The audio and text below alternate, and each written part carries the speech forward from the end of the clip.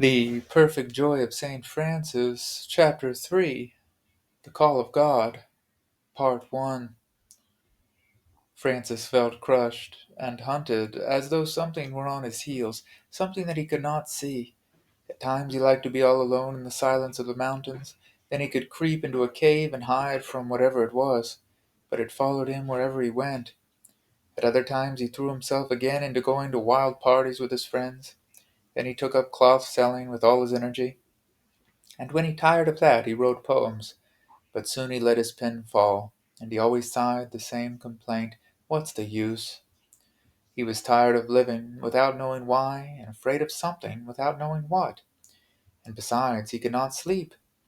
He never said a word about it to anyone, only saying that his stomach was bothering him.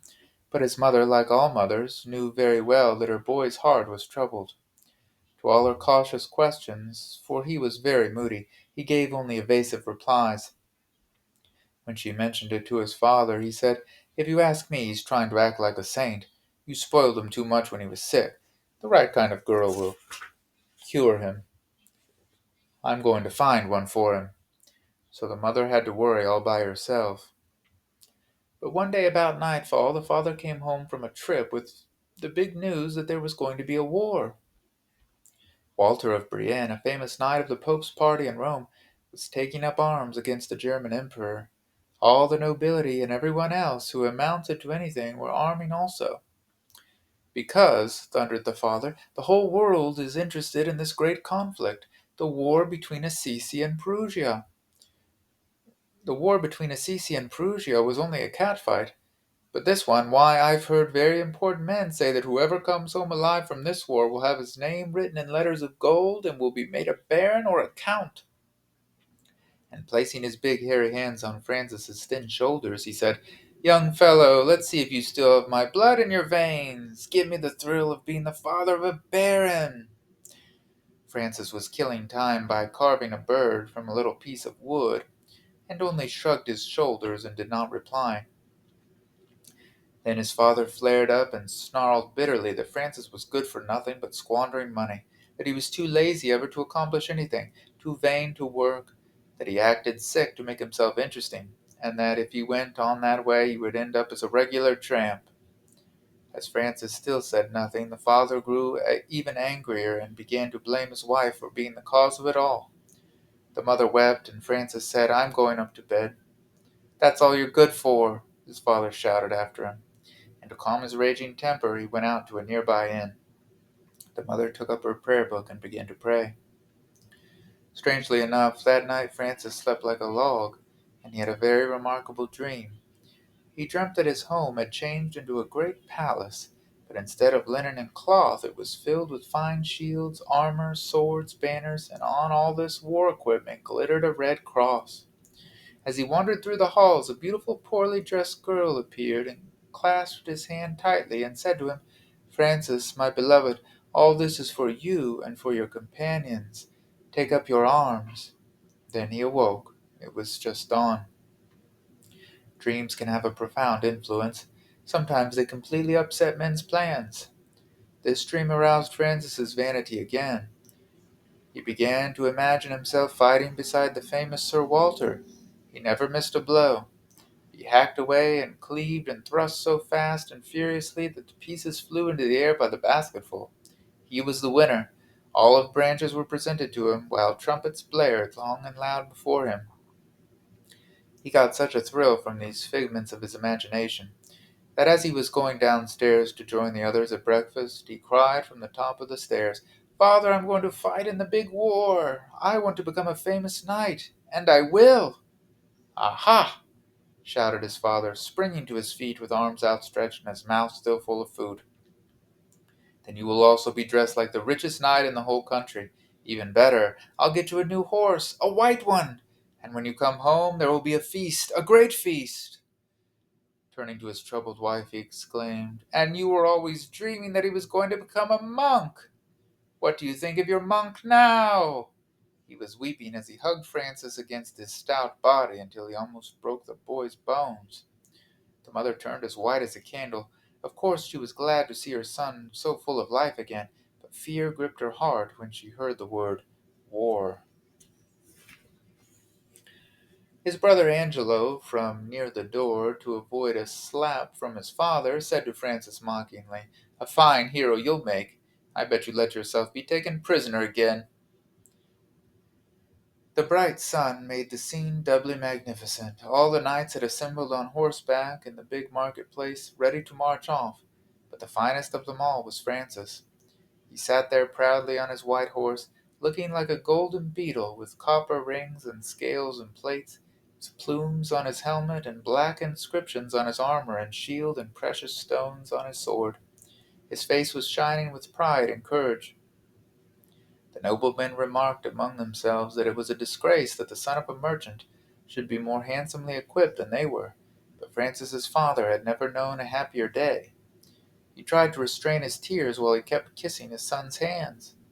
When the warriors left, he went to church and dropped some money into the poor box. As they rode over the mountains, the noblemen would not say a word to Francis. They avoided him, but he was so happy with his daydreams that he did not notice. Once in a while, near a castle or a village, some more riders joined them. At a crossroads, they encountered a knight whose appearance was very shabby. It was the old one-eyed officer who had been in prison with Francis, and who had at first been so angered by his singing. He went over and shook hands with Francis, and they rode on together. The knight began to talk about the significance of the war. But Francis was not listening. All the joy had vanished from his heart when he saw the worn-out clothes and weapons of the old knight. He felt ashamed, not of his companion, but of himself. He began to contrast the knight with himself. He, the son of a linen merchant, was dressed as if he were the noblest of the aristocracy, while this great knight, who had gradually been ruined by all the wars in which he had fought, had nothing but rusty iron. Francis simply could not stand that, no matter what it cost him. Suddenly he decided to do something about it. He let the others go on ahead, and when they were far enough away, he exclaimed, "Please forgive me, noble knight, but I have not been listening to you, because we are both ridiculous. The servant is dressed like the master, and the master like the servant. We're going to exchange clothes and armor right here. You're just about my size, so everything will fit all right." The knight's one eye blinked with surprise. He objected and flatly refused the offer. Francis flared up excitedly. "I insist!" he cried out, and using his teeth and hands he violently tore his gorgeous silk cloak in two. "Even if I have to go without a shirt, I will not ride to war dressed like this." The knight could not resist such sincerity and such a strong will, and then too he preferred being well dressed to looking contemptible. So each of them went behind a bush and tossed his clothes to the other. They had hardly arrived in the little town of Spoleto, where many soldiers were already waiting, when Francis felt so sick and exhausted that he had to go to bed. He seemed to be about to die.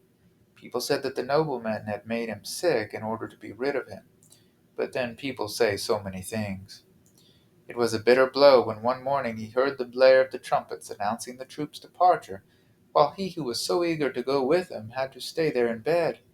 Francis cried like a child. Now that the soldiers had left, a great silence fell over the little town. Thereafter he too made frequent attempts to leave, but every time he got up and fastened on his armor, he collapsed from weakness and had to crawl back to bed on hands and knees. He lay there moaning, and at times in his fury he bit his fingers. But one day toward dawn, in a dream, he heard a mighty voice, and he saw a great light above a pointed rock. Yes, that was the voice! And he heard the light say, "Francis, what is better, to serve the master or the servant?" "The master," Francis stammered. "Then why are you working for the servant?" Francis could not answer, but all of a sudden he felt as though the light was shining right through his body. The light was God. He knelt down, and with his head on his knees he asked, "Lord, what must I do?" "Go home. There you will be told what to do. You misunderstood the dream about the weapons." The light stopped speaking and slowly vanished as in a mist. Francis woke at once and jumped out of bed. He had forgotten that he was sick. "Home!" he cried. Then he saw the armor he had taken in exchange for his own. Supposing he went to war first and then returned home. Now that he was wide awake, he did not feel like trusting the dream. He slowly got dressed, took his horse from the stable, and rode out through the city gate. He stopped at a crossroad. One way led to the war, the other toward home. In one direction lay the rank and title of a baron and a life filled with honors and glory. In the other direction, ridicule and a dark future, all for a voice heard in a dream. God had called him. Why had God called him? He who had never bothered much about God, no more than just going to a late mass on Sundays, eating no meat on Fridays, and receiving communion every Easter. He had to choose between God and the world. Sitting on his horse, he shut his eyes and clenched his fists. He was torn between God and the world. He realized very clearly that for years the sweet sound of that voice had been whispering in a corner of his heart. In his longing for far horizons, in his greed for life, a yearning for the unattainable came over him, and in its grip he cried out, God! Then he opened his eyes and shouted exultantly, God! God! At the sound of that word his heart nearly burst with joy and light, and he recklessly galloped off toward Assisi. Oh, how they were going to laugh at him and make fun of him! He could already foresee how his father would give him a doubly good thrashing, and he could already hear his fat brother's mocking laughter. Yet he felt as if he were running from a ride among the stars in heaven. He had become indifferent to the scorn of others, and he rode through the busiest streets of Assisi slowly and defiantly, as though he were following a procession. An extraordinary peace had come over Francis. Now he was often seen gazing at the Blessed Sacrament for hours at a time. He was no longer fastidious about his clothes, and he, the proud Francis, was sometimes seen strolling around and conversing with the filthiest beggars. He gave money away right and left. People said of him, either he's crazy or he's going to become a saint, a monk. Francis anxiously tried to figure out the meaning of his dream. He sought it in church, in silence, in solitude. He sought it in the words and gestures of children and beggars, especially beggars, for was not the maiden who had called him also poor? He sought it in the clouds. His father was heartbroken and spoke to him only in curt snarls, but his mother's heart beat faster with joy. His friends sought him out, some because they really liked him, and others only to make him drunk. He went along with them, thinking that he could find the key to his riddle that way just as well as any other. They made him drink, and he drank. They made him celebrate, and he celebrated, but his heart was no longer in it. Sometimes it even happened that he, the guest of honor, suddenly collapsed in the middle of all the carousing. Theodore kept reminding him of the feast he had promised to give to celebrate his homecoming. In a moment of despair, Francis exclaimed, "All right, I'll give the party. Next week you'll have it, and myself too." And his friends cheered and threw their caps in the air. No matter how hard it was for him, he was determined to be the same Francis as before. The key to the riddle had not yet appeared, it was only a dream. So it was that he ordered a more elaborate feast than any of his friends had ever seen before. He had a new costume made to order for himself. It was flaming red, the color of life. He put new strings in his mandolin. His father, seeing all this, rubbed his hands. On the night of the party, Francis sat at the head of the beautifully decorated table. He was covered with ribbons and plumes, jewels and lace. His hair was arranged in curls under a crown of red roses. On the table there was an enormous cake, and a boy of 4 or 5, dressed as a little Cupid, came skipping out of it. But Francis found no amusement in all this. He acted as if he were somewhere else. He got up to leave. His friends went out too, with torches and music. They wanted to carry Francis on their shoulders, as in the old days, but he would not let them. He followed them by himself, took advantage of the darkness to let them go on without him. He stopped at some stairs, leaned against the iron railing, and watched his friends as they disappeared down the street. When they were out of sight, he looked up at the stars. God! God! He murmured beseechingly, and he repeated the word God many, many times. He felt as though drops of fire were falling onto his heart one by one, and it was a fire that did not burn, but intoxicated. His heart was bursting with fire. His arteries were like a burning bush, and he felt himself lifted up into a great light. He was aflame with God. his friends began to miss him and hunted for him. And when in the light of their torches they caught sight of him standing on the stairs, holding out his arms, they shouted, "Bravo! You're saved! He's in love! He's cured now!" Their yelling dragged him down from the realm of light and back to earth. Now they seemed to him like vile muck in human form, and he suddenly exclaimed, "Yes, I am in love! Forever! Yes, now I am sure of it, and my beloved in all her poverty is lovelier and richer than you can imagine." "Bravo! Bravo!" they yelled. "Where does the lady live? We must serenade her." They came gaily running toward him, but the closer they approached, the more sharply did he feel the distance between them and him. He threw his mandolin to them, snatched off his crown of roses, and suddenly ran away through the narrow streets until he reached home. It was several days before he was seen again. This time love had pierced his heart. He had fallen in love with God. He felt disgusted with himself, unworthy and ashamed before God, and yet also longed to lose himself in God. When he remembered his past, he felt impure, worried, and dejected. What should he do in order to be freed from his former life and from his sins? What was his calling and his duty? He wandered in the mountains and went to pray in the small churches and chapels of the region. He went to the little church where the angels had sung on the day when he was born, and especially to the chapel of San Damiano with its beautiful crucifix. Often he crawled into a grotto and lay there in the dark, praying out loud, "I love you, my Lord and my God, and you alone. Please come and console me. No, don't come. I don't deserve it. My blood still thirsts for sin, but for the love of you I am going to tame my body as if it were a donkey. Lord, give me peace, and take this fear from my heart. Make me whatever you want, a beggar, a leper. Break my bones. But please take this fear away, and forgive me my sins." When he came out of the cave, sweat was dripping from his hair, and there was a wild light in his eyes. At home he tried to hide his inner turmoil. His father, who was often away on trips at the time, noticed nothing, but his mother guessed it all, though she did not show it. Francis spent much time bent over religious books, but he dreamt more than he read. One day, as Francis was leaving the cave at twilight, someone stood before the entrance, a plainly dressed young man with a black beard and big round eyes. The youth gave him a friendly nod. Francis suddenly embarrassed and Francis suddenly felt embarrassed and said apologetically, "I'm hunting for a treasure." The young man replied, "So I have heard. You will find the treasure all right, if only you dig deep enough. The gospel says, 'Knock, and it shall be opened unto you.'" Francis was astounded. The youth knew what he was doing. He understood him. "Who are you?" he asked. "I do not know you." The other answered, "I live over there beyond the mountains." The young man was so overflowing with kindness and confidence that Francis, in his great need, could not restrain himself, and with tears in his eyes he asked, "What must I do? What must I do?"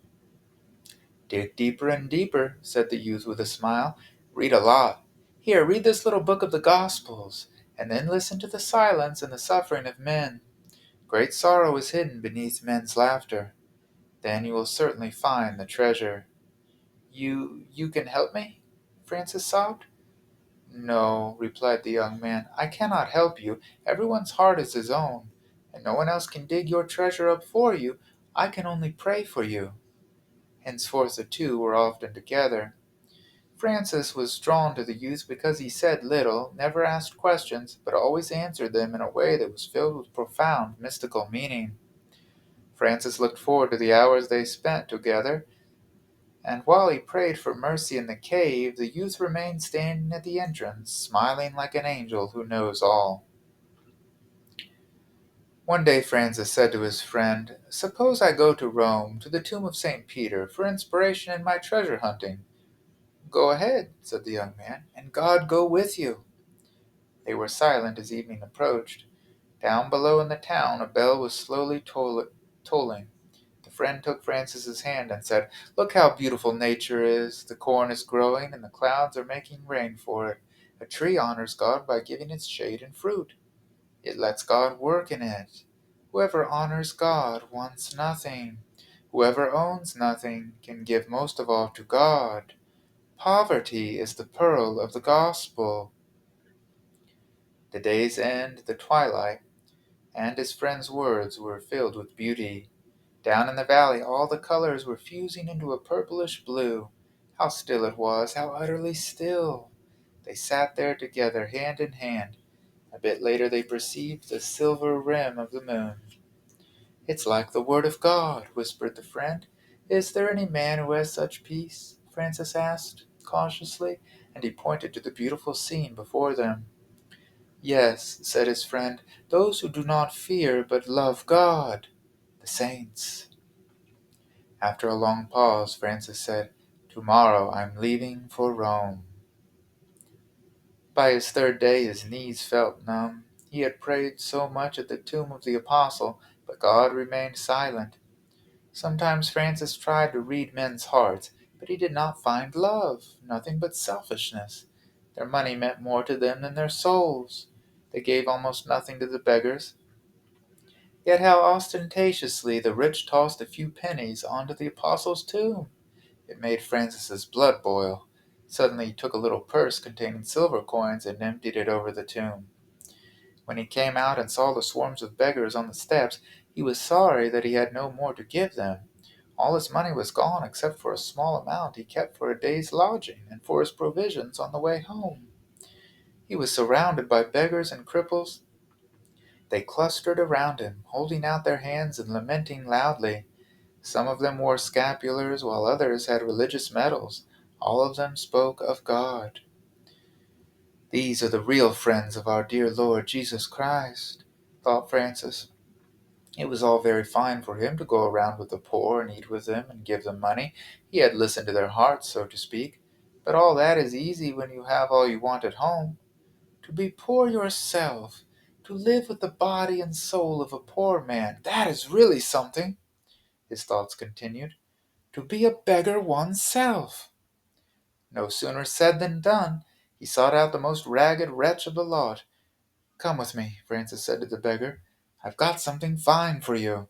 When they were alone in an alley, he said, "Sir, would you mind changing clothes with me until this evening? I'll pay you well." "Are you going to kidnap someone or do some spying?" asked the beggar. "But what do I care? It's all right with me. Where can we undress?" "There's a ruined tower over there." They went to the tower and undressed. Francis was the first to strip to his shirt. The other had none. Then he had to put on the beggar's trousers, which were stiff with dirt.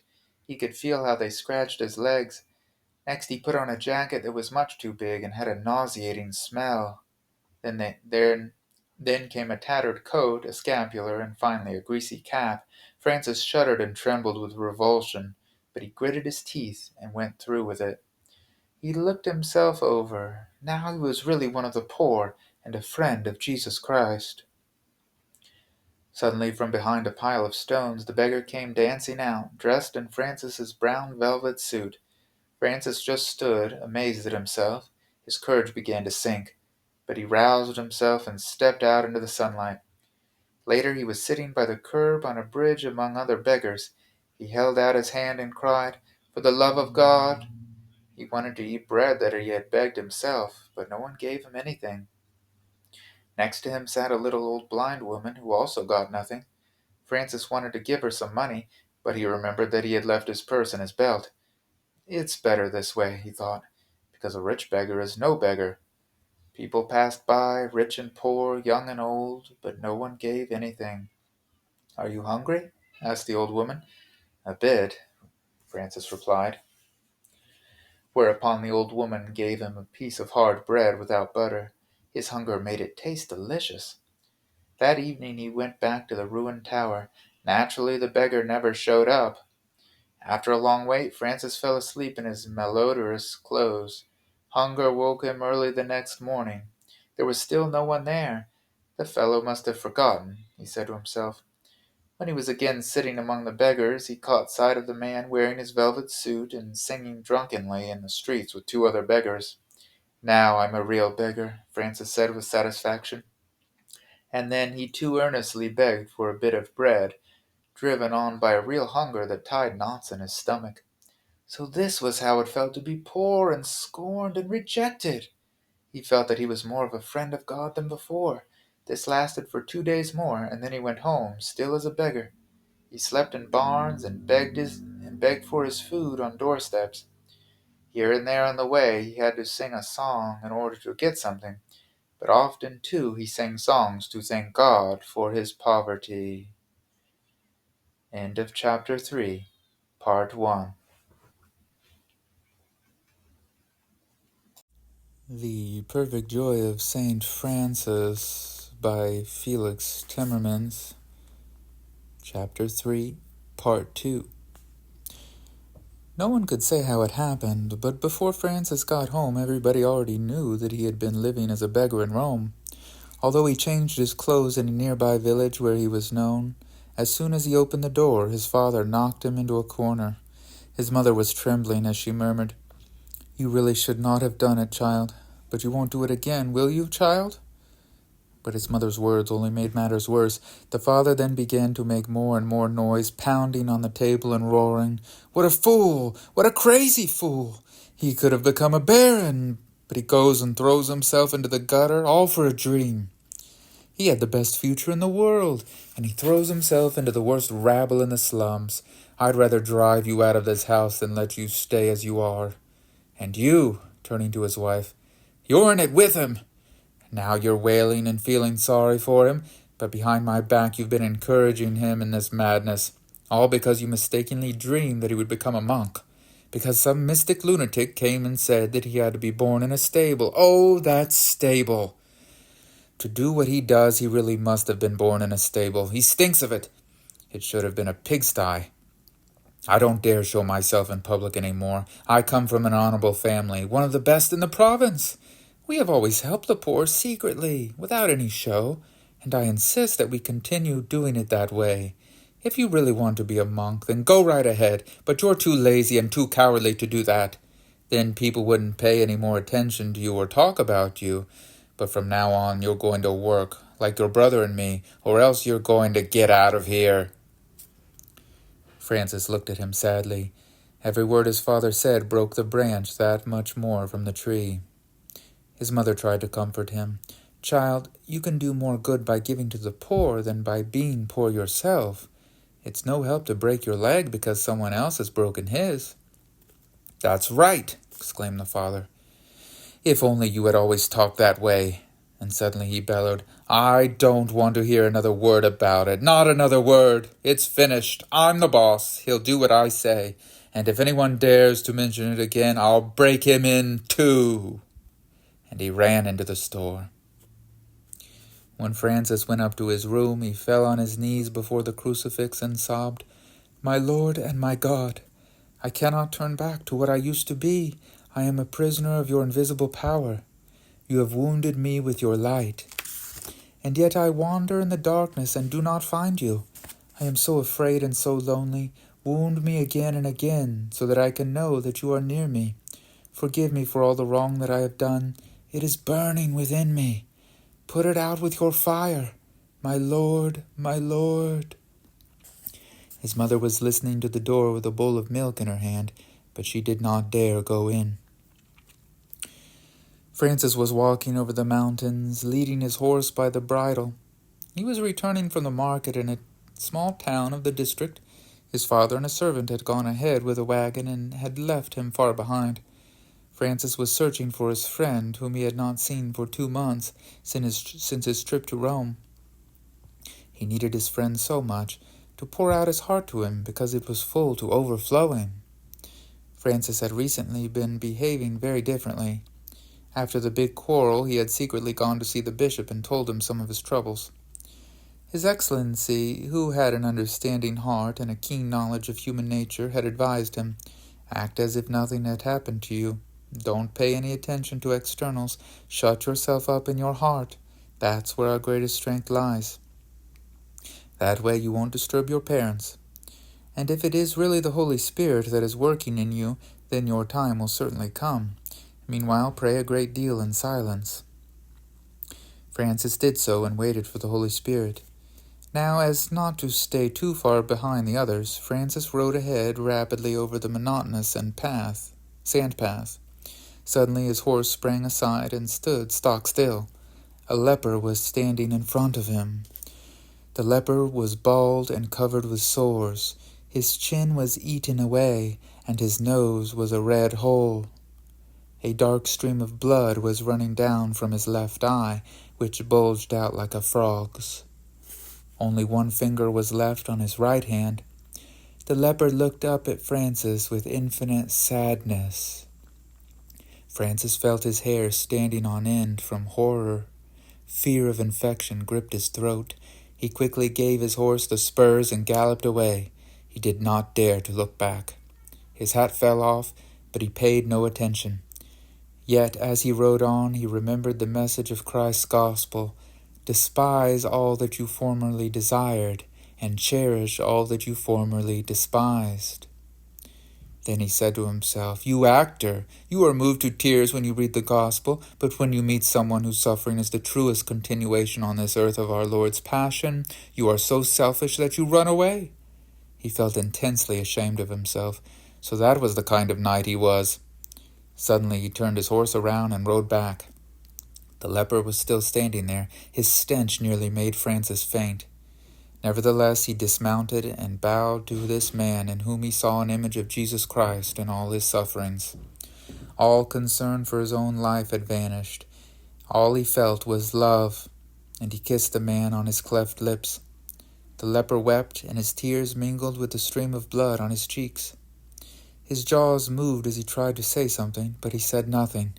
He no longer had any tongue. The next day Francis rode to the little leper colony that was located in an isolated section of the country. As he rode, he thought of the bishop and of his father, but only vaguely and remotely, without being influenced by such considerations. When he entered the lepers' building and saw them cowering there like stray dogs in the stench of their sores and pus, he had a moment of physical revulsion, but his love and his willpower were stronger. How astounded the patients were that such a rich and healthy young gentleman should suddenly appear and kiss their hands. They looked upon him as an angel from heaven. Among them were fathers and mothers whose children had driven them from home with sticks, and boys who had been dragged away from their parents. On the filthy walls were stains made by their bleeding hands, and flies, millions of flies, were swarming back and forth between their wounds and their food. And the demon of the flesh still throbbed in the poisoned blood of many of them. Such was the hell into which Francis came. No wonder the lepers knelt and wept. But Francis was the happiest of them all, because he had overcome the dictates of his physical nature, of his brother ass, as he later called his body. All through the following winter, whenever his father was away, he secretly went out to the leper colony. He gave them his affection, he put oil and new bandages on their sores, he washed them, and he read the Gospels to them or told them beautiful stories. One Sunday after High Mass, Francis stayed in the church praying. He was listening to God. There was no one else in the church except a blind man smiling at the altar. Francis's mother came running in, pale and upset. She tapped him gently on the shoulder. "Child, come home right away. Is it true that you have been visiting the lepers? Oh, your father is beside himself with anger. Come quick, otherwise he might even drag you out of church." When he reached home, his father was standing there like a bear, legs apart and hands ready to tear down pillars of stone. "Is it true?" he roared. "Yes, father," said Francis calmly. Instead of seizing him, the father began to yell and shout, "You're a stinking hypocrite! I don't dare knock you down for fear that some of your filth might stick to my hands. First you'll get washed in the rain barrel before I thrash you." But suddenly he gripped Francis firmly and shook him back and forth. "Are you going to do it again?" "I only brought them a little happiness." "And misfortune on us." "Father, if you were one of those unhappy people, wouldn't you be glad if someone came to visit you?" The father was panting like a horse. "What a question! I don't want you to go there." "But if God wants me to," How can you talk of God, you hypocrite? You act as if you were a schoolmate of God. You've already forgotten the loose life you were living only a year ago when they had to carry you home." Francis was speechless. It was true. What right had he to speak of God? He was not even worthy of pronouncing God's name. He let his father talk on while he looked at his mother, who was so frightened that she could not pray a whole Our Father. Things could not go on like this. It was unbearable for him and for his parents. Some solution must be found. If only I knew what God wants me to do, he thought. Again his father loomed up before him, saying, "Are you going to do it again?" "I can't answer now," Francis replied. The father began to give him one blow after another. His mother screamed, and Angelo was so frightened he hopped onto a chair. As he drove Francis out the door, the father shouted, "Come back when you have had a bath and when you know the answer. Tomorrow you're going on a trip with me." Out in the street, people, his former friends, laughed. Burning with shame, Francis ran up an alley and fled to the hills. Then for the first time he went back to the cave. He did not come out till dawn the next day, looking as if he had been sick for a year. He stayed in the mountains, wandering around aimlessly. "God! God!" he cried, and the mountains sent back a triple echo. "God! God! God!" He came to the dilapidated little church of San Damiano, and went in, as he had done so many other times, to pour out his troubles before the crucifix. The pastor, a little old man, was sitting out in the weak February sunshine, with his hood over his head, reading a small book before lunchtime. He looked just like St. Anthony the abbot with his little pigs, except that he had bees instead of pigs. Right in front of him were 2 hives, and the bees were walking over his hands and beard and flying around his head. Though he lived in a small barn, he was quite happy living there with his bees near his little church. What more does an old man need, especially a priest, than honey for food and wax for candles? He was a bit deaf, but he saw Francis approaching. "It's a fine day," Francis exclaimed. "Ha, ha," said the little priest. "When the wind blows from the west, I can't hear well." "This is the east wind from over the mountains," Francis said in his ear. "Ha, ha," laughed the old man. "Then I hear even less." What did he care if he was deaf? He had his honey-making bees and his little church, and he listened to the voice of God in his heart. Francis motioned that he was going to pray a bit. When he was inside the church, he fell on his knees and held out his arms toward the crucifix. He could not say a word. He gazed at the crucifix, on which was painted a gentle-looking Christ, who just stared back, with saints and angels on each side. Francis gave himself up to Jesus with all his soul as he looked deep into his eyes. He opened his hands and his heart to receive the light for which his whole soul was longing. Jesus, too, was holding his arms out, and he seemed to be embracing the whole world with him. The crucifix was made of wood and paint, and Francis was made of living flesh and blood. Between the crucifix and him there was air and the dim twilight. Yet between them there was also love, which is invisible, and all the prayers of the old priest and the peasants, and the prayers and tears of all mankind and of the whole of creation. Silence. Francis was crying, and in the silence the crucifix spoke. It spoke. Jesus moved on the cross. His body quivered. He raised his head. His eyes became animated like those of a living man. His mouth moved, his lips parted, and then in a melodious voice he said, "Rebuild my church. It is falling down." He repeated these words 3 times, then his head dropped again. The light in his eyes went out, and again there was the wooden crucifix. But Jesus had spoken! By speaking, Christ had come down from his cross. His love and Francis's love had met and mingled. A rose of bleeding light blossomed in the heart of Francis. "Jesus! Jesus!" he cried. "I am no longer myself. I am you!" And he fell prostrate on the ground, sobbing and trembling with happiness. Some time later the old priest tapped him on the shoulder. Francis sprang up, kissed his hands, and thrust his purse into them. "This is for oil for the altar lamp," he shouted in the little priest's ear. "I want to rebuild your church." "How's that?" "I want to rebuild your church." "Ha ha," laughed the priest. You want to do some building? A fine bricklayer you'll make. I'm going to make your broken-down chapel into a beautiful little church." Francis had to shout all this into his ear. "Ha ha, with your fine clothes, you the son of such a proud family, you're joking." "I'm going to get money to buy tools and wood and stone." And Francis ran off. "Jesus, Jesus, now I know it," he shouted again and again. "Jesus, Jesus, now I know it." And he danced along as he said it. "Where is Mother?" Francis asked his brother.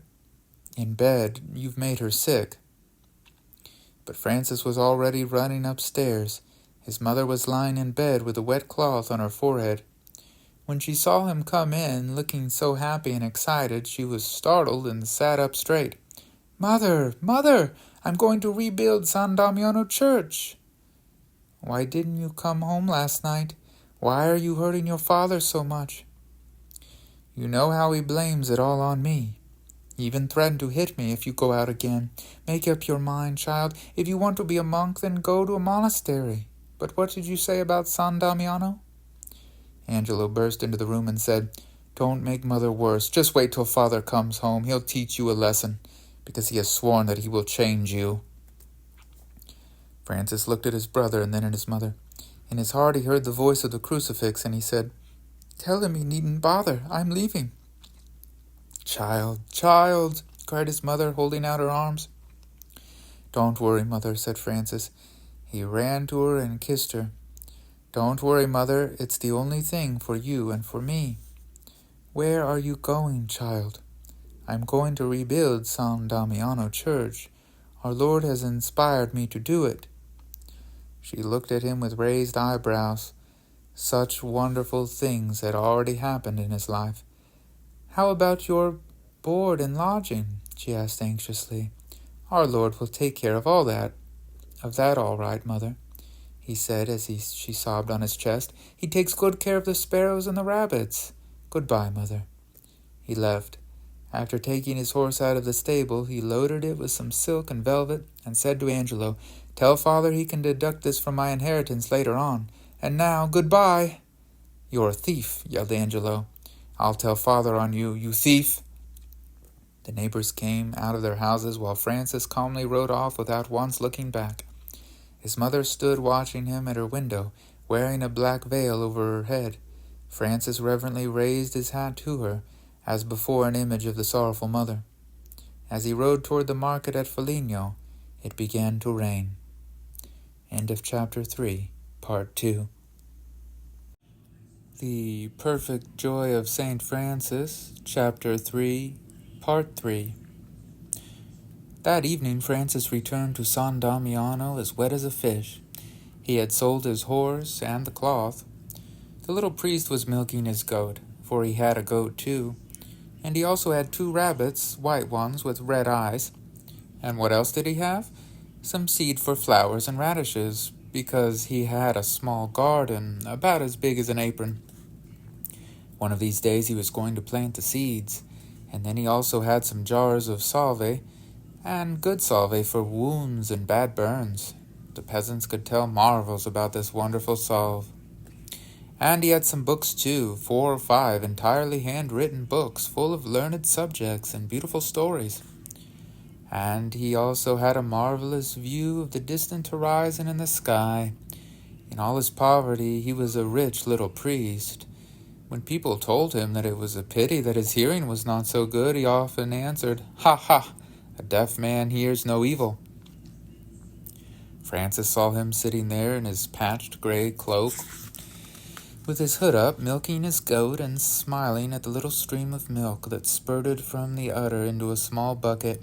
Swish, swish. The goat was eating a handful of grass and acting exactly as though it was not she that was being milked. Francis said to himself, "He's smiling at the milk. I'm going to make him smile at all this money." He tugged the priest's coat, and after they had exchanged smiles, he shouted in his ear, "Here's some money for your church." And he emptied his purse into the old man's lap. "Ha ha, that's fine. Where did you get it?" Francis told him. "Then you've taken it from home," exclaimed the old priest in fear. and one of these days I am going to have your father after me. No, no, boy, here is your money. Take it right home. I'm not going home any more, cried Francis. How's that? I'm not going home any more. Not going home again? Francis nodded. And why not? Francis cupped his hands around the old priest's hairy ear and told him why he was not going home any more. He told him everything. It was the first time since the beginning of his soul struggle that he told the whole story. He told it in a few words, but so well that the hermit could see into his thoughts as clearly as Francis himself. It took a long time, so long that first they had to put the goat back in her stable and light the clay lamp. Then Francis went on. He told about his longing for God, his friend, Rome, the leper, his mother and father, and the crucifix that had spoken to him. At times tears came to his eyes, and then they could hear the rain on the mountains. Anyone who might have seen the little priest sitting there, old as he was and too deaf to hear a cannon shot, would have felt sorry for him and given him a coin. But this little priest really had a very good head on his shoulders. Actually, he was a well-educated man. He had an insight into many matters of which other people could make neither head nor tail. He had the gift of reading men's hearts like a book. If his hearing had been good, he would long since have been a bishop. When Francis had told him everything and was crying on his knees before him, the old man said, You are right. You cannot serve two masters. Francis was happy to hear that, especially from a priest. And then the saintly old man said, You can stay here with me. There's enough room in my little barn. I haven't got too much food, but we'll manage. You're going to begin a fine spiritual life. Wait and see. As to building, that won't go so well. We have no money. And this purse does not belong to us. You can go in for building later on. Meanwhile, you'll find something to do here, all right. Now let's just say a little prayer and then go to bed. They said a little prayer together and then went to bed. But first Francis took the money and went outside. What should he do with it? Throw it away in the grass? No. He left it on the window ledge of the church and went in. The little priest gave Francis his blessing, the way a father blesses his son. Then he blew out the light and stayed on his knees for a long time in front of his bed like a sack full of hay. He thanked heaven for his little honey bees and for the goat's milk and for the rain and for this boy that he felt would be a saint. And Francis, too, knelt for a long time in front of his bundle of straw, and he thanked God for the voice of the crucifix and for the little priest and for his mother. And he prayed for his father and for his brother. That night the rain kept pouring down and the straw roof leaked, but under it slept two happy men. They lived through some wonderful hours at San Damiano. Francis was sexton and altar boy, as well as assistant gardener, in the little garden that was no bigger than an apron. He milked the goat, collected stones into small piles, and pulled grass out of the roof. With a homemade broom, he swept the little church clean, and he polished the two copper candlesticks with sand and a dash of vinegar, and he planted radishes. Not everyone knows how to plant radishes. The old priest showed him how. You've got to do it this way. Hold the seed lightly in your fist, then turn your fist around and let the seed slip into the ground. And later on, radishes will sprout from these tiny seeds. There are seeds like beech nuts, for instance, from which trees grow to be as big as a church. How beautiful is a seed, exclaimed Francis. Oh God, how beautiful you have made everything. He had also found another cave. It was hidden behind thorny bushes, and he had to slide in sideways, and not a glimmer of light could get in. In that cave, which not even a devil could ever find, and in that pitch darkness, more and more love and light were infused into his soul every day, and Francis could not resist singing. He was so happy. When his father came home and heard that Francis had run away, he lost all self-control. He cursed and wept. Waving his arms, he blasphemed. Then he sat down and rested his head on a table and sobbed. His wife kept quiet, though she cried and bit her handkerchief. And when she tried to say something, he sprang up in front of her and shouted, "Silence, or else there'll be a tragedy here." He simply had to make a row. He kept it up when they went upstairs and while he was undressing, and he was still roaring when he got into bed. But then he began to say things that froze her heart with terror. Tomorrow I'm going to get him out of that stinking hiding place. I'll take the whole town with me. We'll get him and drag him out. And I'll give him a good thrashing right in public, in the marketplace. We're going to see something that people will talk about for years. My honor must be redeemed. You're trembling? Just keep on trembling. It's your fault too. Tomorrow is going to be a great day for me. The next morning he got up first. She went to Mass at St. Nicholas Church on the market square. She spoke to a beggar and gave him something, and a little later the beggar went off on his crutches toward San Damiano. After the father had swallowed a bit of bread, for he could hardly eat a thing, he sent Angelo and the maid to call his friends and those of Francis. He told them his plan, and they approved. As respectable middle-class citizens, they thought it was a fine idea. When a child revolts against his father, the father must punish the child. But Philip, a friend of Francis, who enjoyed humiliating people, suggested that they should not harm Francis physically. Rather, let's take him along, get him drunk, and carry him around town like before, like a king of the feast. The wine will make him sing and dance the way he used to do, and then when he's sober again, he'll be too ashamed of himself to act like a saint anymore. The only way to bring him back to his senses is to humiliate him and make him completely ridiculous. I know him. Fine, shouted the father, and the others agreed. Let's have a flag and some mandolins, cried Philip. When Francis's mother heard this, she went out the back door and found a little old woman sitting on the doorstep of a gloomy little hut. After the mother had spoken to her and given her some money, the old hag put on her cape and hobbled off in the direction of San Damiano. When the small procession got there, the little priest was walking up and down near a stream while his goat was feeding on some fresh grass. Francis's father came forward out of the crowd, holding a stick in one hand and a rope in the other. "Where's my son?" he snapped at the priest. "What did you say?" asked the little priest, stretching his head forward. "Where is my son?" "Oh, I don't hear well. My son!" "Oh, your son?" "Yes. You're looking for your son." "Of course I am. For whom else?" "Of course. Where is he?" "What?" "Where is he?" Yes, but you mustn't get so angry. I'll understand if you don't make quite so much noise. But this east wind—" The father's anger was boiling over. He put his heavy hand on the little priest's shoulder and roared, "You've got to show me my son!" "At first I thought you came to find a bull," said the priest. "One blow from that stick would kill your son. Has he done anything wrong?" "He's stolen. He's a thief," yelled Angelo. "Have you come after the money? For the horse?" "For the money and for my son," shouted the father. "The money is lying there on the windowsill." Angelo went and got it. "The money doesn't mean a thing to me," exclaimed the father. "I want my son." Still, he put the money in his pocket. "What did you do with my son?" "We ate honey together." At this, the father cursed and shook the little priest back and forth, bellowing, "My son! My son!" Someone quickly restrained him, saying, "Calm yourself, Pietro, my friend. Remember, he is a priest. Besides, he won't tell you a thing. Let's start searching for him."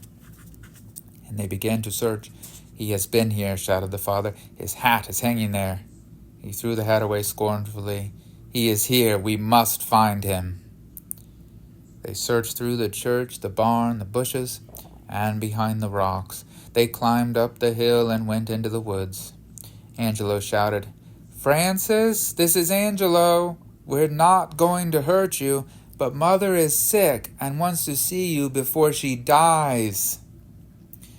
The others shouted the same thing. The father bellowed with his trumpet-like voice, "If you don't show up, I'll strike you dead." Meanwhile, the old priest just sat there calmly reading his little book, but Francis was not to be found. And the men who had come along began to complain about wasting their time, and so they quietly went home. The father suddenly turned to the little priest and said angrily, Are you going to bring him out? Yes or no?" "I want to tell you about something that happened when I was young. I'm not interested in your stories, but I'm going to tell the bishop about this." "So am I." "What do you mean?" "That the bishop is a holy man." The father was trembling with rage. "We'll be back," he shouted. "Tell him that we'll be ready for him." "I'll tell him." The others acted as if they did not belong to Bernardone's unsuccessful expedition. His friends slipped away by a shortcut and left him alone with a few prominent citizens. And when he returned to Assisi with his rope and stick, lots of people had a good laugh, and some of them asked whether he had stuck Francis in his pocket. What had really become of that bad boy Francis? Jesus Christ, his Lord and his God, had spoken to him personally from a wooden crucifix. Such a grace was enough to inspire a man to achieve the impossible. And yet there he sat, trembling with fear, hiding like a fugitive for days at a time in a hole in the ground, all because he was afraid of his father, afraid of being laughed at and scorned. That was certainly weak and cowardly on the part of someone to whom Christ himself had spoken. But Francis could not rid himself of his fear, even by prayer. It was like a nightmare, and in his imagination he could hear the songs and mandolins of his former friends. He felt faint when he thought of the trick they wanted to play on him. And yet, in spite of all his fears, his soul was gaining a deeper and deeper insight into the great truths of the Christian religion. He began to feel and to perceive their beauty, their truth, and the harmony of all things in them. He would have lost himself in fervent meditation if only that fear were not gripping his soul. "That fear of yours, it's the devil trying to hold you back," said the little priest who had been bringing his meals to the cave in the evenings. "If you can pass this test, our Lord will win out in the end." Day and night Francis prayed against the evil power that wanted to keep his soul plunged into spiritual darkness. And one day, while he was again thinking over the sufferings of Christ, how he had been ridiculed, and how he had endured it all in such holy meekness, a ray of light seemed to fall upon him. "I want to imitate Jesus in his poverty," was the cry that came from his heart. And then he shouted, "And also in his humiliation." Suddenly he felt new strength within him. He stood up in the bright light. All his fears had vanished. He fell on his knees and sang a prayer of thanksgiving. Then he ran out of the cave. The sun was high in the sky, and the birds were chirping. As he stood there in the sunlight, he felt suffused with the light within him. His heart was overflowing with joy. He kissed the earth and kissed the flowers. He ran to the little priest and kissed him on his gray beard. "I've been freed. I'm free. Free! Now even lions can't scare me," he shouted. "Give me your blessing." "What a beautiful soul he has," murmured the little priest as he turned his face away to hide his tears. With firm steps, Francis strode toward Assisi. His clothes were torn and dirty. He was unshaven, his hair was long, and his face was pale and sickly, but joy and elation blazed in his eyes, and he was singing. It was a quiet afternoon in the little town. Only sunlight and some chickens were in the streets. In the silence the water could be heard splashing in the fountains. Pietro Bernardone was sorting out materials in his store. He who never used to stop talking now did his work without saying a word. He was as silent as a wall. There were deep furrows on his brow and secretive lines around his mouth. Angelo really felt sorry for his father. What a pity that such a good and likable and gentle man should have to waste away on account of the sorrows that his son gave him. But while Angelo pitied him, he also hoped a bit that Francis would persist in his folly. For then, thought Angelo, the cloth business will be all mine. The mother had gone to visit a sick friend. One could feel that the house was filled with sadness. Suddenly there was a noise outside and shouting in the distance. "Something is going on," said Angelo. Holding the scissors in his hand, he went to the door and looked out. "I think it's some kind of lunatic they're making fun of," he called back. "Look, they're throwing mud at him and kicking him, the poor devil." The father kept working fiercely at his accounts. A man passed by and said something to Angelo. The father heard Francis's name. The blood rose to his head, and with a wild look in his eyes, he listened. Angelo, his face pale, came in, quickly shut the door, and gasped, "Father! Father, it's Francis! Our Francis is coming! Oh, I'm so ashamed! Don't let them see you!" "What? It's he?" bellowed the father, springing from behind the counter. "Get out of my way!" he roared, pushing Angelo aside. He groped for the door latch, but in his haste and anger he could not find it. Damnation! The latch of his own door! In his rage he kicked at the door.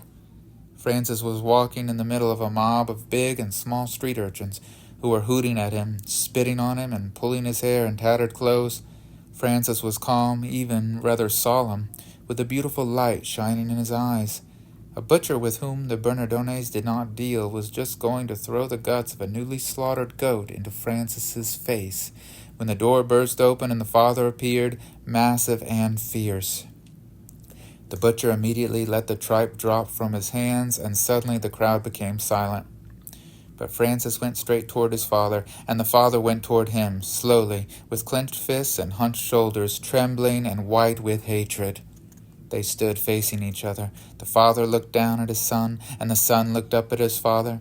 Francis wanted to say, "I have been washed in the light of God." But before he could utter a word, two fists as big as hammers struck him to the ground. Blood streamed over his face.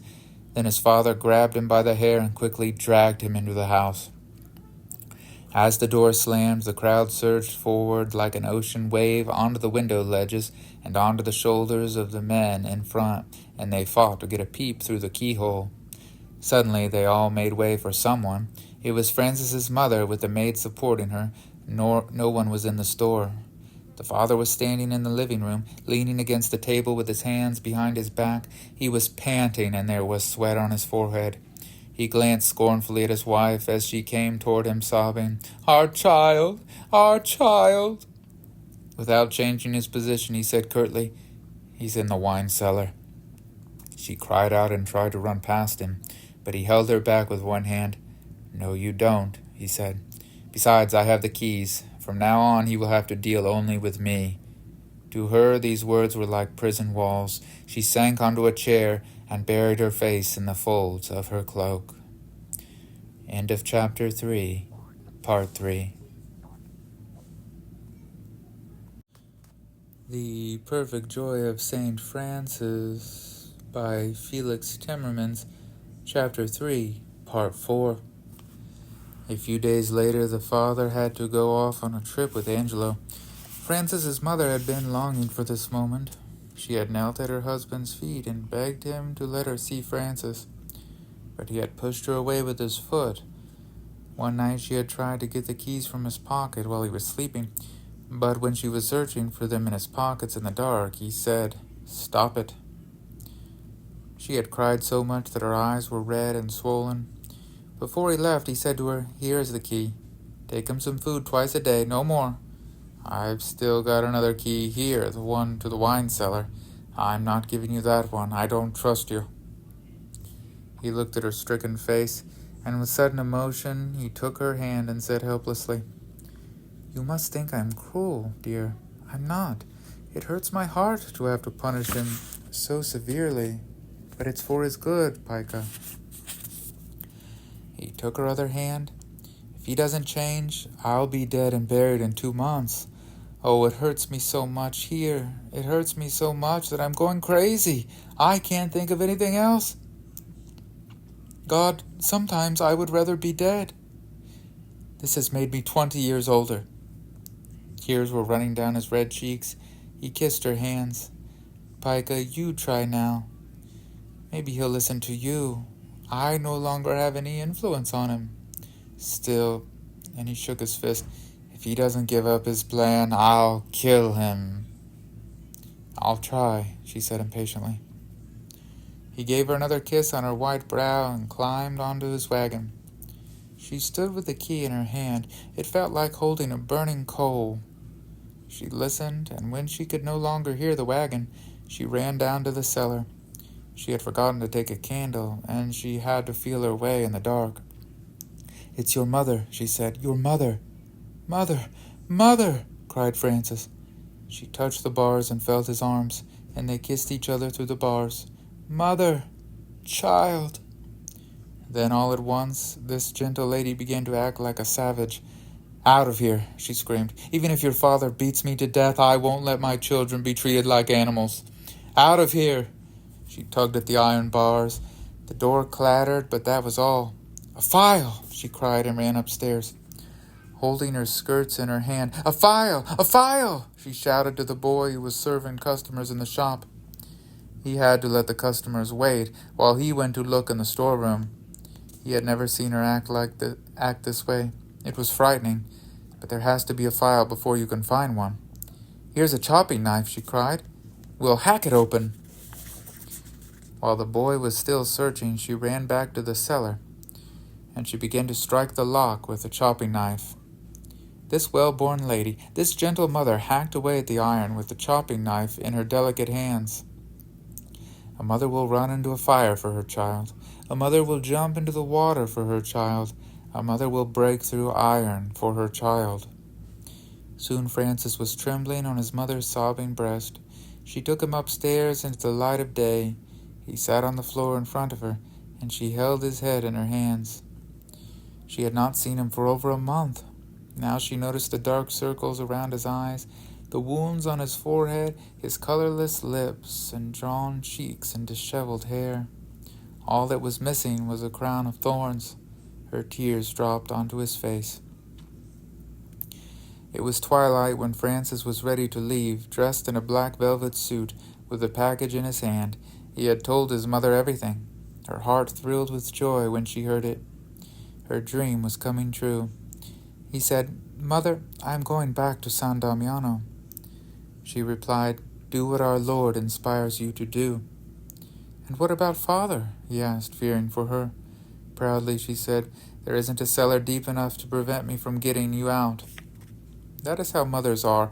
If one of their babies has to be buried, they dress it in woolen socks and a little flannel nightshirt. Francis was enthusiastically taking up voluntary poverty, but still he could not deny his mother the pleasure, which she so charmingly requested, of seeing him leave wearing a good suit and taking along a baked chicken, a small flask of old wine, and some money, for himself, for the old priest, and for the latter's church.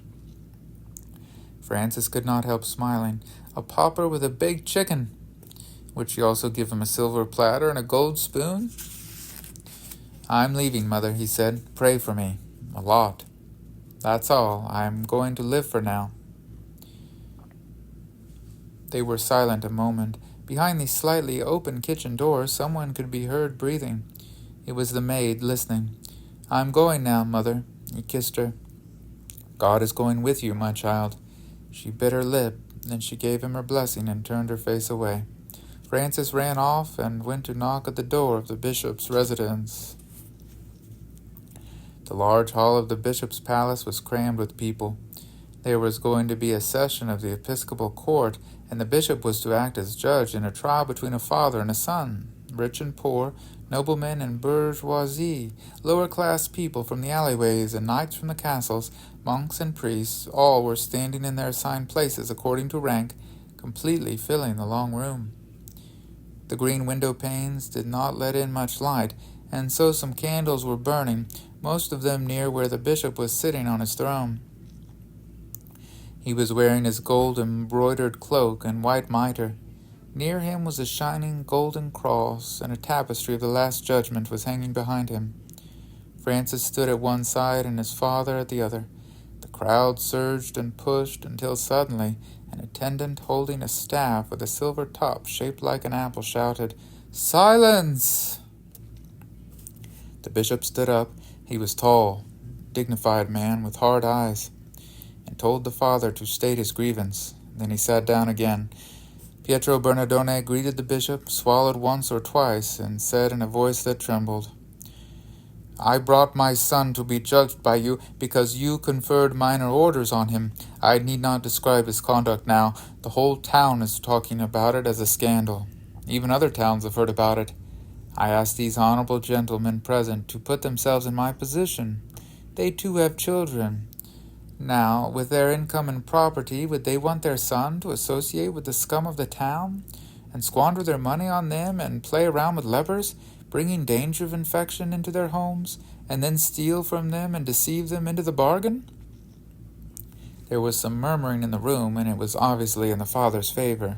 This encouraged him, and he launched into a list of all Francis's misdeeds. "But I'll forgive him all that," he went on, "if he stops his disgraceful behavior. He can even come home, and he need not work. He'll have money to give to the poor. He can go on pilgrimages and hear as many masses as he like, as long as he behaves decently. What more can I offer?" "You're right," they shouted. "Well said, Bernardone." The bishop had let him talk himself out, and now he said, "But this is a question of disinheriting him." "Yes, I disinherit him," cried the father, "if he intends to keep up that kind of life." The bishop turned to Francis. "In that case, I advise you voluntarily to give up your rights." "So you have planned this together. It's a trick," shouted the father. Francis stepped forward, thin and pale. "Your Excellency, I want nothing from my father, neither gold nor property. All I want is to be allowed under your protection to live in poverty and to follow Jesus Christ. The decision rests in your hands." The crowd thought that was fine. They craned their necks and stood on tiptoe. The bishop said, "It is a good sign that you have so much confidence in the authorities over you. The path of poverty is a beautiful one, but it is covered with thorns, and sometimes the human spirit weakens." "Yes, Your Excellency, men do weaken. Jesus fell under the cross 3 times, but his Father stayed with him. I am relying on the same Father, otherwise I would not be here." You could see the priests telling one another that what he had said was impressive. The bishop seemed to think so too, for he asked, "Do you give up your inheritance of your own free will?" "Yes," Francis' reply came like a pistol shot. A murmur of surprise ran through the hall. The father was relieved to know that he could keep his money, but he could not stand that giving it up did not hurt Francis, and suddenly he shouted, "You've got to give me back every last cent of that money you took from home." "Mother gave it to me for the priest in the church." "It's my money." Then the bishop said, "Give the money back, Francis. God does not want his work to be advanced by money that may have been badly earned." The father foamed with rage and waved his arms in the air. Francis tore the purse from his belt and tossed it at his father's feet. "There you are. Whatever is missing has already been given to the chapel." "Thief!" shouted the father as he picked up the purse. "I want it all, every last cent." Confused cries came from the crowd. Some were for him, others against him. No matter how often the attendant with the silver apple yelled, "Silence!" there was no silence. Then the bishop stood up and the people were silent. "Has anyone else anything else to say?" he asked, and he looked at Francis, the father, and the whole room. Francis had shuddered with indignation when he saw how his father clung to the money. That was the last blow of the axe that cut the branch from the tree. "Just a minute," he cried excitedly to the bishop, and he ran behind the tapestry screen, which began to move and shake. Everybody stared at it, even the father and the bishop. There was complete silence in the hall. The screen shook. The last judgment scene moved. The dead, the angels, the devils trembled. So did Christ on his cloud. Then all of a sudden Francis came out, stark naked. He had a small, lean body, holding his clothes on his arm. And he dropped them at his father's feet, saying, "You're getting my clothes too. Here I am the way I was born. Now we are even." The crowd shrieked and screamed. They shouted enthusiastically, "Bravo! Bravo! Bravo for Francis!" The bishop quickly went up to Francis and drew him under his cloak. A sacred cloak decorated with gold and precious stones quickly covered his nakedness and poverty. The father was so upset that he picked up the clothes without being able to say a word. He could not manage to utter the curse he had in his throat, but it blazed in his eyes. His cheeks were quivering. Francis thrust his head from under the gilded cloak and cried in a loud voice, "Listen to me, everybody. Until today I have called Pietro Bernardone my father. From now on I'm no longer going to say Father Pietro Bernardone, but Our Father who art in heaven." and from under the cloak he held his bare arms out toward the golden crucifix. The crowd cheered wildly. The bishop put a forefinger up to his hard eyes and went into another room with Francis under his cloak, while the people shouted, "Bravo for Francis! Bravo! Bravo!" "Drive him out!" These last words were for the father, who ran out of the hall boiling with rage. In the street he realized how ridiculous and hateful he looked, with his son's clothes in his arms. Scornfully he threw the things into the gutter and stamped upon them like someone trying to put out a fire. Then he fell weeping into the arms of a dignified gentleman, one of his friends. A French song ran out clearly over the hills and through the woods. Francis was singing as he set off. He was so happy he hardly knew what he was doing, for on this day he had taken Lady Poverty as his bride, and now he was going on his honeymoon trip with her. So he sang as he walked along. Where to? He had no idea. Anywhere. He just had to walk and sing, as a lark has to fly through the air and sing for pure joy. The sky was filled with larks, for spring had come with its fresh surge of life throughout nature. Spring was making the snow melt in the crevices of the rocks, and here and there it offered the delight of cold, clear water, which Francis enjoyed drinking, using his hands as a cup. Is there anything better than a drink of running mountain water, as clear as crystal and as fresh as early morning? Francis was dressed like a scarecrow in a tattered gardener's outfit, with sleeves that were too long and trousers that fell in folds like an accordion, for he was just a little fellow. His hat hung down over his ears, and he also had a torn old cloak on the back of which he had chalked a large white cross. That is the way he went singing through the dark woods for 2 days. He slept under the stars in heaven. All of a sudden, in the solitude of the mountains, 3 fierce bearded men with knives sprang up before him. They were bandits, the lords of the forest, who made their homes or dens there, like bears, and attacked anyone who ventured to pass through. Who was this who dared to come and disturb them by singing like that? It was all right for a man to whistle in the dark from fear, but to sing so gaily in the robbers' own territory, well, they thought that was pretty bold, especially coming from such a puny little fellow. The biggest bandit asked, "Who are you?" "It doesn't matter who I am," said Francis, "but since you want to know, I am the herald of the great king," and he pointed toward heaven. So the little sissy dared to tell them that it didn't matter who he was, and then even made fun of them? Smack! Francis received a blow that knocked him flat on the ground. Then they jumped on him and beat him and shook him until his bones nearly broke. They tore his clothes off, threw his hat into a tree, and pushed him into a crevice that was filled with deep snow.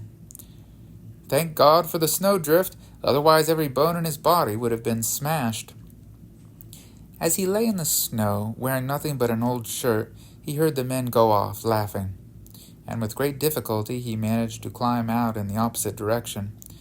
What should he sing now? The same song! The cold air of the forest blew against his bare flesh, and the wind made his shirt-tails flap like a flag. So he tied them together under his legs and set out singing. He caught sight of a fox that at first stared at him for a moment and then ran off. "Little fox," he called after it, "you needn't run away from me. I'm just as poor as you are, not a bit better. I'm your brother." But the fox kept on running. It was not convinced. Francis came to a glade he remembered from the times when he used to go hunting. It was here that they had once caught a deer, and nearby there was a small Benedictine monastery. That's where he would go. Men who had also given up everything for Christ lived there. Ah, how wonderful it would be to spend some time in that atmosphere of prayer and Christian brotherhood. With awe and longing, he knocked on the door. The abbot, the fathers, and the brothers all came to open at the same time out of curiosity, because they hardly ever had any visitors. They looked at him suspiciously. "For the love of God," said Francis, and he briefly told them his story and asked whether he might stay there a few days. The abbot was a plain, outspoken man. He preferred to send Francis away rather than to let him in. The others also looked glum, but they allowed him to come in because their rules stated that they should give shelter to travelers and see Jesus Christ himself and beggars. "But you've got to work," said the abbot, And the cook exclaimed, "If you think you're going to sponge on us, you're very much mistaken."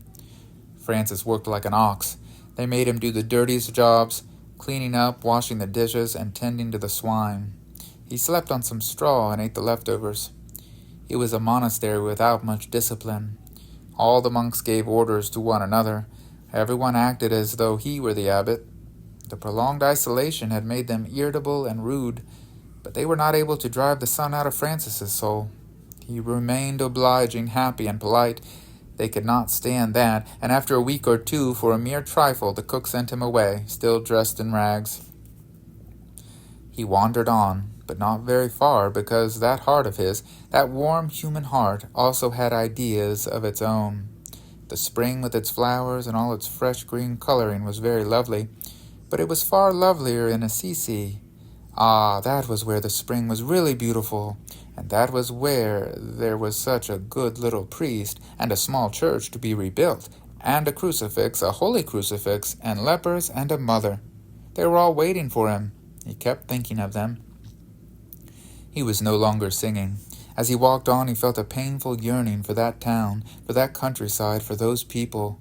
And what can a man do against homesickness? It was as if he were walking in a prison, a nice big prison, as big as the world, no doubt, but still a prison all the same. He stopped. He was in a broad, peaceful valley. A bird flew over him, heading south. "Me too!" Francis exclaimed, and he turned around and headed south.